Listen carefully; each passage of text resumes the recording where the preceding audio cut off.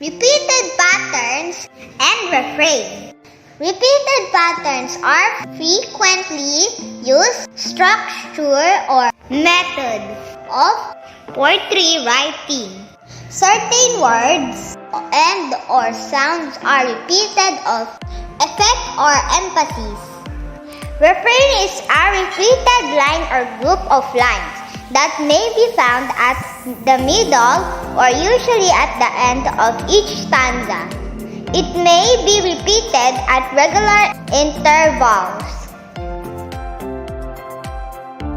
In this lesson, you are expected to participate in choral speaking, an effort reading of short poems, rhymes, and stories with repeated patterns and reference in English.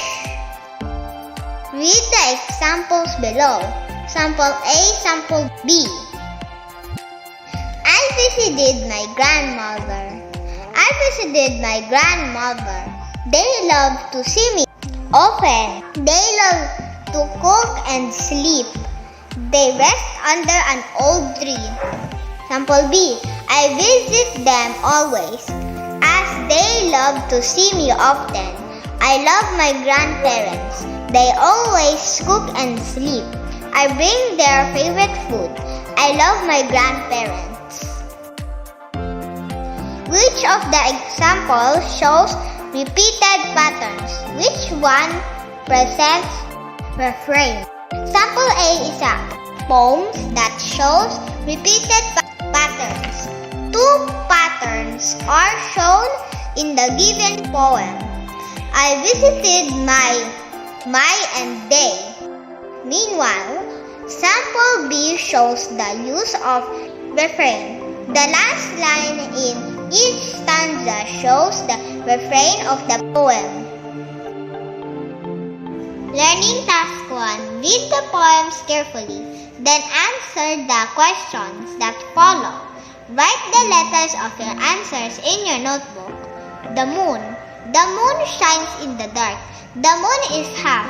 The moon is tainted. So is the human heart. Number 1. What is being repeated in the story? A. Sun, B. Moon, C. Heart, B. Moon. Number 2. What type of pattern is used on the poem? A. Repetitive pattern, B. Refrain, A. Repetitive pattern. Number 3. Which among the words below rhymes with moon? A. Zoom, B. Noon, C. Room. Noon. Letter B. My mother baked a delicious cake. She prepared spaghetti and pancit. It's my birthday. Fried chicken was prepared by my loving and supportive father. It's my birthday. Number 4. What is being repeated in the story? A. It's my birthday. B. Fried chicken was prepared. A. It's my birthday. Number 5. What type of pattern is used in the poem? A. Repetitive pattern. B. Refrain. Letter B. Refrain. Repeating patterns and refrain.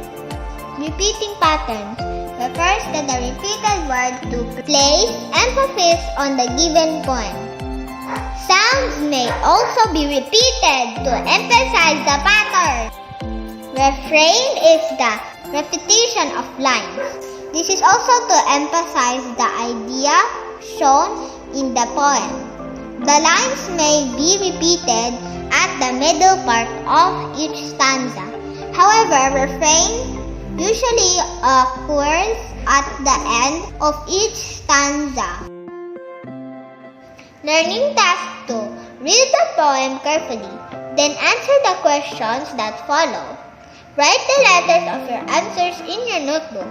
The stars shine bright at night. The stars bring joy to my life. The stars guide us in our lives. They make us happy at night. Number 1. What is being repeated in the story? A. Bright at night. B. The stars. B. Number 2. What type of pattern is used in the poem? A. Repetitive pattern. B. Refrain. Learning task 3. Read the poem below. Ask your parents, guardians, or siblings to read it with you. I play my toys during my free time. My parents allow me to bring them outside. I am still a child. My friends play with me in the park. We bring our toys with us. I am still a child. In your notebook, complete the paragraph by selecting the correct answers from the choices below. Refrains, emphasis, patterns. Repeating patterns refers to the repeated words or sounds to place emphasis on the given poem. Meanwhile, refrain is the repetition of lines. This usually occurs at the end of each stanza.